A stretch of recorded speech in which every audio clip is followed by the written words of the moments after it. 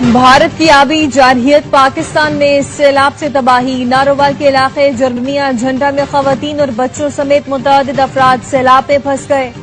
شہری دریائے راوی کے کنارے مدد کے منتظر، نالا ڈیک میں تاریخ کا بلند ترین سیلاب، تغیانی سے بند ٹوٹ گیا، پانی پسرور شہر میں داخل، چونڈا روڈ زیریاب آ گئے، درجنوں دیہات زیریاب، ہزاروں ایکڑ پر دھان کی فصل تباہ ہو گئی۔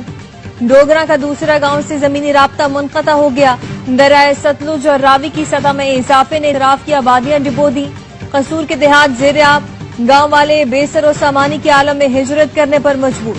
دکھیاری ماں نے بتایا 2 بیٹیوں کا جہیز پانی کی نظر ہو گیا، 1 کلو آٹا بھی ساتھ لانے کا موقع نہ ملا۔ پاک پتن میں دریائے ستلج کے ریلے نے درجنوں بستیاں اجاڑ کے رکھی، موز اور پانی پل بھی بہا لے گیا۔